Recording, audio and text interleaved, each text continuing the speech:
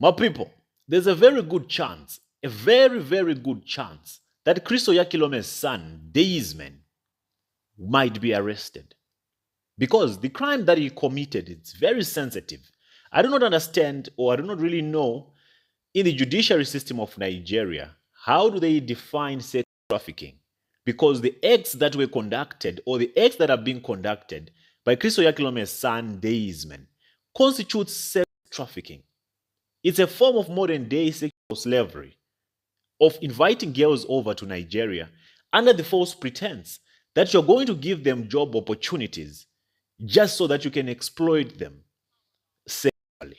I want to give you a brief definition of sex trafficking so that you can get a glimpse of how much deep of trouble this little boy is in, and how his father, Chris Oyakhilome, and the mother, Kathy Oyakhilome, can be implicated in this whole sex trafficking business of theirs. But you know, in these religious occultic shrines, most of these activities are mainly rituals.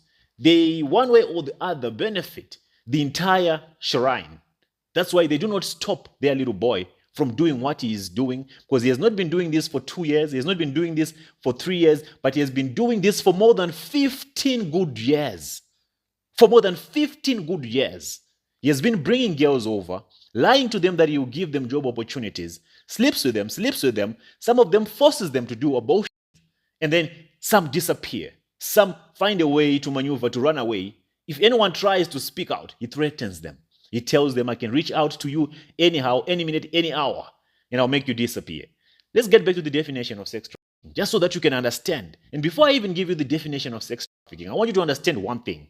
I don't know if you have been following the R. Kelly saga, the one that has brought R. Kelly into prison. Most people thought it was because he was engaging with underage girls. No, he wasn't. Of course he was. But I mean, it is not the main reason why he is serving a life term. The main reason R. Kelly is locked up today, the main reason is because of sex trafficking. And sex trafficking is when you call someone, come over.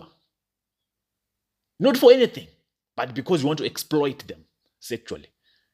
Like I told you earlier, it's a form of modern day slavery.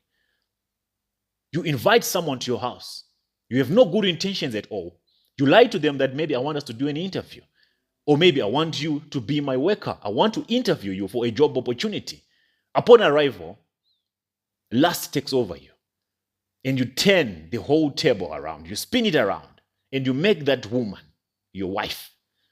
And you go against her will. Like in the case of Rakeb, she went there for a job opportunity. And Daysman exploited her, manipulated her, and turned her into a wife. Exploited her sexually not once, not twice, but several times. Even put her in very uncomfortable situations whereby he had to sleep with her amongst other girls. How much of a crime could that be? In the United States, sex trafficking is a very expensive crime.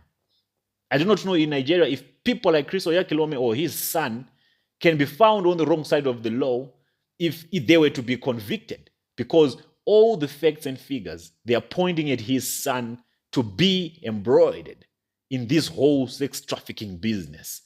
This is what is sustaining him, and this is what he has been doing for the longest time ever. Let's go to the definition of sex trafficking, just so that you have an idea. Sex trafficking is a human trafficking for the purpose of sexual exploitation. It has been called a form of modern day slavery because of the way victims are forced into sexual acts non-consensually in a form of sexual slavery. Now tell me, how different is this definition from what Daysman has been doing to these young girls? Most of you will take this light. I know you will take all this thing light simply because Chris Oyakhilome is involved in the whole thing. Simply because Chris Oyakhilome is the father, is the alleged father of the boy. So because you do not want Chris Oyakhilome to be exposed, you will just come and start defending that the girl is lying. Who in their right senses, can make up a story of this nature? Who? Do you think the young lady Rakeb can just come and start lying on Daysman's head and say he did this, he did that, he did this, he did that?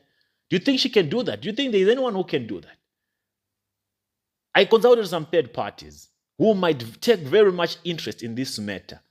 If they finish going through all the documentation and evidences that they requested, and what they were asking is, as long as there is proof, as long as there is concrete proof that Daysman promised this young lady employment, that Daysman was chatting with this young lady to go to Nigeria, that Daysman booked the flights of this young lady, that Daysman booked the hotel for this young lady the first time, the second, third time she stayed in Nigeria, that Daysman was staying with this young lady in his house, that Daysman was doing projects with this young lady, that Daysman does not have a contract of employment that is signed as he promised this young lady before she took a flight to go to Abuja. If all this can substantiate this case, Daysman is going in for a very long time. Forget about who his father is. Forget about who his mother is. But this is going to get as big as it possibly can. It's still a very lime and mild kind of a case, but just watch the space. And I'm very sorry for you who love Chris Oyakhilome. One way or the other, you will find him in this whole case, in this whole saga, because he is the father and he has been allowing it. The mother as well will be implicated. She has been aiding this boy to be doing everything and all these abuses that he has been doing over the years. Don't ever think or tell me that Chris does not know about this or the mother does not know about this. They know. But they can't stop the boy because it's either the boy knows a lot, either the boy knows too much, or they just can't contain him. So they allow him to destroy lives at his will. But every dog has his day. And this is Daysman's day. The boy is going down whether you like it or not. In one way or the other, Chris Oyakhilome is going to be stained in the process. And I will make sure I stain him. Because if he was a good father, he could have put this little dog a tight leash. He could have prevented all these young girls from suffering the way that they have suffered. You don't care about the young girls because you love this DDG or so much that victims to you are all liars. But well, we see things differently.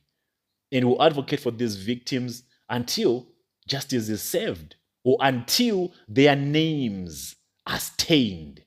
Because reputation to men like Chris Oyakhilome means a lot more than going to prison. That's the leverage that we have. And we will use that leverage to the best of our abilities. Justice cannot really be counted on in Nigeria. But thank God, we're living in a free world. We can air our views, our concerns, and expose evil to the core.